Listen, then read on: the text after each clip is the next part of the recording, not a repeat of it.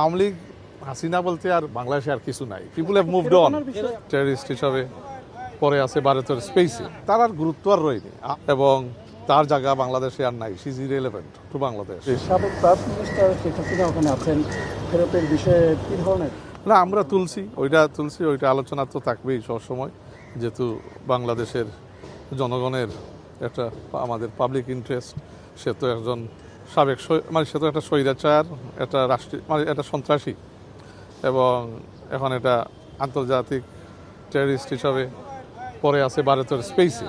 So স্বাভাবিকভাবে এই terrorist ওখান থেকে 1,500 মানুষ হত্যা করে পালিয়ে গেছে ভারতে।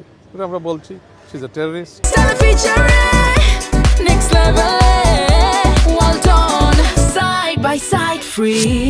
এবং তার জায়গা বাংলাদেশে আর নাই। She is irrelevant to Bangladesh.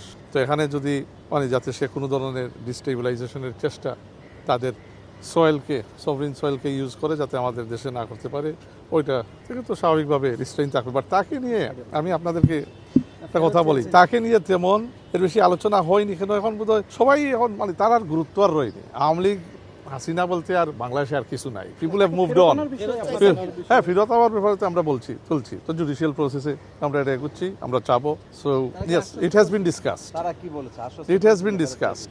ওই জুডিশিয়াল প্রসেসের মাধ্যমেই এই এঙ্গেজমেন্টটা হাসিনার ব্যাপারে জুডিশিয়াল প্রসেসের মাধ্যমেই আমরা এঙ্গেজ করবো।